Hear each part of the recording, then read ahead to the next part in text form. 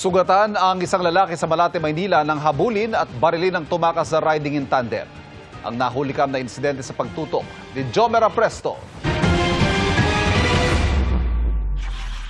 Mistulang magpaparada lang ang dalawang lalaking ito na lula ng isang motorsiklo sa San Andres Street, Malate, Maynila pasado alas 9 kagabi. Pero ang isa sa kanila naglabas ng baril kaya napatakbo ang lalaking nakaitim. Maya-maya bumagsak ang lalaki. Nabaril na pala siya at tinamaan sa kanyang hita. Hindi gaanong kita sa video pero ayon sa barangay, tinangkang agawin ng riding in tandem ang bag ng biktima. Mabilis naman siyang nakatayo at nakapagtago ng papatakas ang riding in tandem. Bago ang insidente, makikita ang mga salarin na napadaan sa lugar. Ilang saglit lang, nahagip ulit sila ng CCTV na nag-U-turn sa kalsada habang naglalakad ang biktima papalapit sa lalaki na may angkas na bata. Kamit up raw ito ng biktima. Nabanggit nung isang kamag-anak na talo sa sabong tapos yung kamit up niya po is babayaran niya lang naman po. Isinugod ang biktima sa ospital ng lalaking kamit up niya. Sabi ng barangay, hindi pa malinaw ang ugat ng krimen dahil walang record sa kanila ang biktima na nagtatrabaho bilang delivery rider. Patuloy ang follow-up operation ng pulisya sa mga sospek. Para sa GMA Integrated News, Jomer Apresto, nakatutok 24 oras. Paalala po sa publiko, tiyakin pong lehitimo ang kukuning notarial service. Sa Caloocan po kasi bistado ang panloloko sa notaryo nang magsumbong ng isang abogado na retirado na. Nakatutok si John Consulta. Dahang-dahang lumapit ang tauhan ng District Special Operations Unit ng Northern Police District sa target establishmento sa Caloocan nitong Huwebes. Sa hudyat ng undercover, pumasok na ang mga pulis kasama ang kanilang complainant na isang 82 anyos na abogado. Ayun po ba notaryo po nito? Hindi.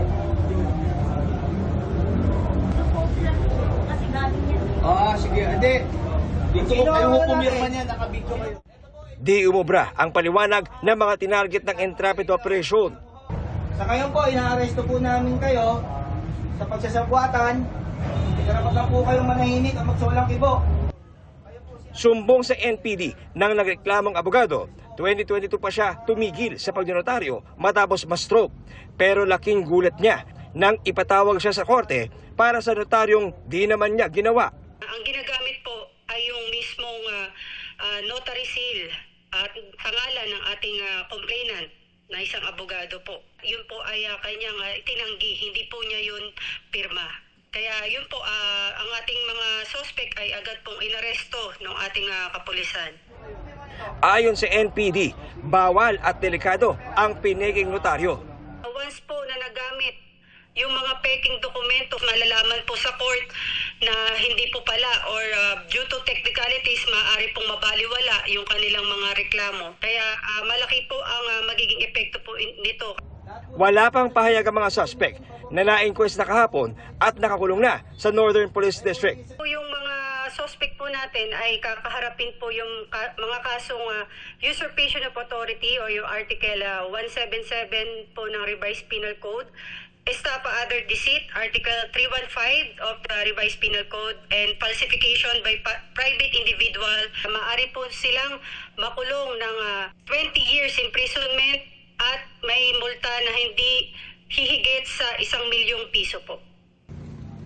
Para sa GMA Integrated News, John Consulta, nakatutok 24 oras. Nakauwi na sa bansa ang 6 na OFW na lumikas mula sa hidwaan ng Iran at Israel. Pagdating sa NAIA sa Pasay kanina, sumalubong sa mga nagpa-repatriate mula sa Iran ang mga opisyal ng gobyerno. Kabilang sa mga umuwi ang 5 OFW mula sa Iran at isang domestic worker sa Dubai na nagpunta sa Iran kasama ng kanyang amo bilang turista. Binigyan sila ng pinansyal na tulong ng gobyerno at binigyan din ng pagkain at serbisyong medikal.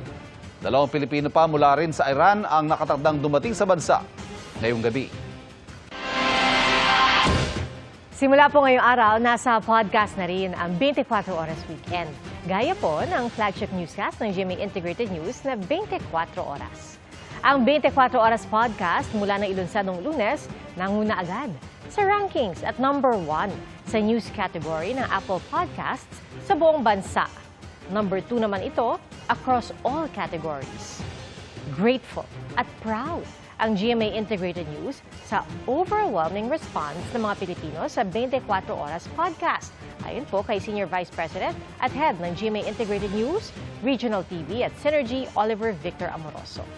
Mapapakinggan ang 24 Oras podcast sa Spotify at Apple Podcast app para po manatili kayong informed on the go sa mga balita ng 24 Oras at 24 Oras Weekend. Binuo po ito ng GMA Integrated News Digital Strategy and Innovation Lab in collaboration with 24 Oras at GMA New Media Incorporated. Ang Paris na City of Lights nagdilim po dahil sa thunderstorm. At sa Amerika naman, lumambitin patiwarik ang isang electrical worker na nag-aayos ng traffic lights. Ang mga balita abroad sa pagtutok ni Bernadette Reyes. Nag-aayos lang ng traffic lights sa gitna ng kalsada ang isang electrical worker sa Louisiana sa Amerika. Maya-maya isang 18-wheeler ang dumaan at bigla nitong nasalpok ang boom truck kung saan nakatayo ang trabahador. Lumambitin tuloy siya patiwarik. Agad namang rumisponde ang kanyang mga kasamahan para maibaba siya. Ayon sa local media, ligtas siya at hindi nasugatan dahil sa suot na safety harness. Pinadilim ng thunderstorm ang City of Lights. Animoy binagyo ang Paris, France dahil sa lakas ng ulan at hangin. Ang Eiffel Tower tila nabura dahil sa kapal ng mga ulap at matinding buhos ng ulan. Saglit ding nasuspindi ang sesyon sa French Parliament. Ang ilang mambabatas napatingala pa dahil may tumutulo raw mula sa kisame. Agad namang naayos ang tagas nito.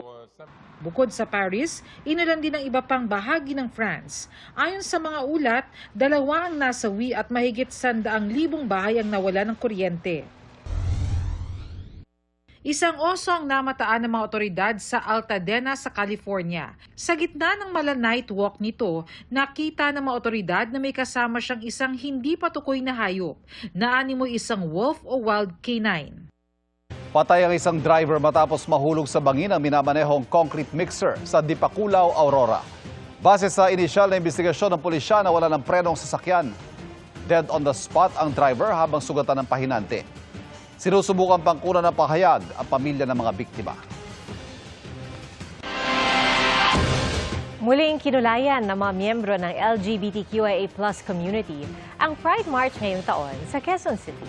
Mahalaga raw para sa kanila na makaramdam ng safe space, pagkakapantay-pantay at inclusion na matagal na nilang ipinaglalaban lalo na ngayong Pride Month. At nakatutok live si Jamie. Jamie? Pia, punong-puno ng kulay ang idinaraos na Love Laban 2025 Pride March and Festival dito nga sa UP Diliman dito sa Quezon City ngayong Sabado. Kahit sa gitna ng kainitan ng araw, hindi nagpapigil ang LGBTQ+ community para ipagdiwang ang Pride Month. Pinangunahan ni Quezon City Mayor Joy Belmonte ang selebrasyon ngayong taon. Nagmarcha si Mayor Belmonte kasamang iba't ibang grupo ng LGBTQ+ community mula Oblation palibot ng campus. Makulay ang parada mula sa suot ng mga lumahok hanggang sa mga truck na pinalamutian. Ang selebrasyon ngayong taon ay inaasahan daw na mas malaki, mas ligtas at mas matapang, na layong ipagdiwang ang LGBTQ+ community. Isulong ang pagkakapantay-pantay at igiit ang agarang pagpasa ng SOGI Equality Bill. Ilan sa aktibidad sa selebrasyon ang Pride Expo, Pride March at Pride Night. Hindi lang daw ito isang selebrasyon. Nagsisilbi rin daw itong paraan upang bigyang lakas ang Filipino LGBTQIA+ community sa pamamagitan ng paglikha ng mga safe space para ipagdiwang ang kanilang pagkakakilanlan kung saan iginagalang ang kanilang mga kwento at kinikilala ang kanilang mga karapatan. Isa rin daw itong anyo ng protesta laban sa pang-aabuso at mga injustisyang patuloy na kinakaharap ng komunidad. Para matiyak ang seguridad ng lahat ng dumalo sa selebrasyon, magkakatuwang sa pagbabantay sa kaayusan at kapayapaan sa lugar ang Quezon City Police District, UP Police at ang Task Force Disiplina. The SOGI bill is a long been issue since then. So I believe that LGBT rights LGBTQ plus rights is also human rights. So, past Soji Bill, past same-sex marriage. Very all black, very, slay and all that. And 1, 2, 3, Happy Pride! Ha! Happy Pride! Pia, sa mga oras na ito ay biglang bumuhos ang malakas na ulan dito nga sa UP Diliman, pero hanggang mamaya raw ang makulay at masayang selebrasyon ng Love Laban dito nga sa UP Diliman. At yan ang latest mula rito, balik sa inyo. Maraming salamat, Jamie Santos.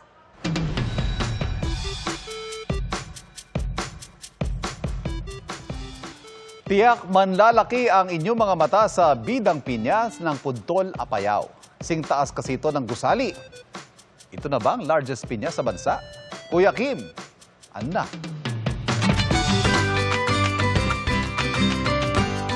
Ang mga nakifiesta sa taunang Pinya Festival sa Puntol sa Apayao.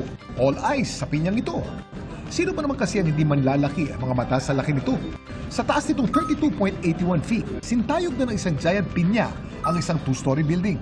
Ang giant pinya ng Puntol na isa raw marahil sa pinakamalaki sa bansa, gawa gamit ang mahigit 2,800 fresh pineapples. Inani ang mga ito mula sa iba't ibang taniman sa Puntol. It was actually just purposely for a one town, one product. And then it evolved into something that could help us in economic recovery just after COVID. We are revitalizing the tourism industry. We use that and also, of course, to promote the products coming from our farmers. Kuya Kim, ano na? Ang pinya o Ananas commosus ay isang tropical plant na indigenous sa South America. Dinala ito sa Pilipinas ng mga Kastila noong late 16th century. Isa sa agaw pansin sa prutas na ito, ang tila napakarami nitong mata. Pero ano nga ba ang mga ito? Ang pinya ay isang multiple fruit. Ibig sabihin, bunga na ito ng maraming maliliit na bulaklak na nagsama-sama. At ang sinasabing mata nito ay ang dating lokasyon ng individual na bulaklak. Ang pinya meron ding korona na binubuo ng mga pahaba nitong dahon. Alam niyo ba na mula sa mga dahong ito maaaring makagawa ng napakagandang tela? Ito ang pinya cloth. Laging tandaan, importante ang may alam. Ito po si Kuya Kim at sagot ko kayo, 24 oras. Quick chikahan time tayo mga kapuso. Nagsama-sama ang fans para sa post-birthday celebration ni Kapuso Morning Sunshine Shaira Diaz na idinao sa Quezon City. Pasasalamat ito ni Shaira sa walang sawa nilang suporta mula pa noong nag-uumpisa siya. Bakas ang kasiyahan sa aktres na napasayaw pa on the spot.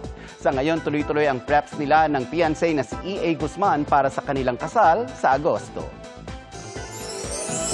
Librong Chavit, the legend of the Philippines, tampok si dating Ilocos Sur Governor Luis Chavit Singson inilunsad.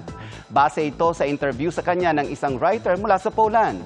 Nabuksan daw ang ideyang ito nang minsang mag-viral si Singson sa Poland noong nagpa-cash gun siya ng pera noong pandemic. Isasalin din daw ang libro sa 50 iba't ibang lengguwahe. Samantala, kumpirmadong may nilulutong proyekto ang GMA Pictures kasama si Singson. 2 J's in one frame. Nag-collab sa isang dance challenge si star of the new gen Jillian Ward at kay hip-hop artist na si Jay Park. Komento pa ng rapper sa post ni Jillian, "We lit." Nasa bansa si Park ngayon para sa Manila leg ng kanyang world tour. Inalis po ng MMDA ang mga timer sa mga traffic light na nasa kanilang pamamahala.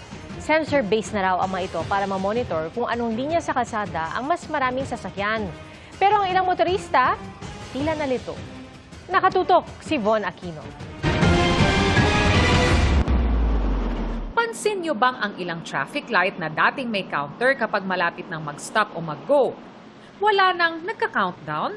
Sabi ng MMDA, tinanggal na nila ang timer sa lahat ng 76 na traffic lights na nasa pamamahala nila. Hindi kasama ang mga traffic light na hawak ng mga local government unit. Ibig sabihin ng mga traffic light kagaya nito rito sa EDSA na wala ng timer ay sensor-based na kaya natutukoy nito yung mga sasakyan na kailangan ng patawirin at kailangan ng pahintuin.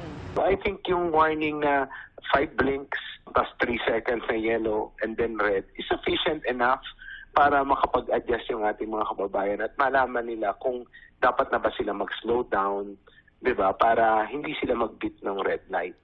Bahagi raw ito ng adaptive signaling system na inumpisahan nila noon pang 2012 at ngayon 100% na nilang ipinatutupad.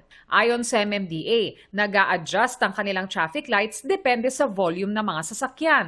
Mini-measure niya, lalong-lalo na sa gabi, yung volume ng traffic. For example, lane A, wala nang dumadaan. Kahit na nakaprogram siya initially na 1 minute, ika-cut short ngayon to 30 seconds at ililipat niya doon sa mas nangangailangan dahil mas may volume. Ang ilang nakausap naming motorista, mas gusto pa rin ng traffic lights na may timer. Nakakaalanganin kasi iniisip mo green pa yun eh. Pagtingin mo bigla magdidilaw na. Ano ginagawa nyo na lang pag Alalay ka na lang.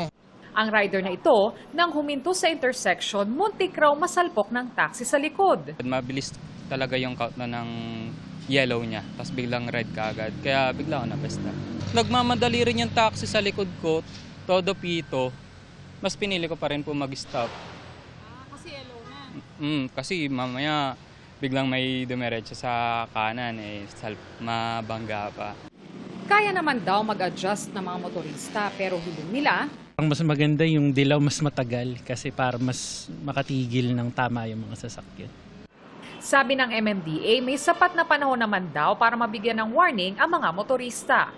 Para sa GMA Integrated News, Von Aquino, Nakatutok, 24 Oras.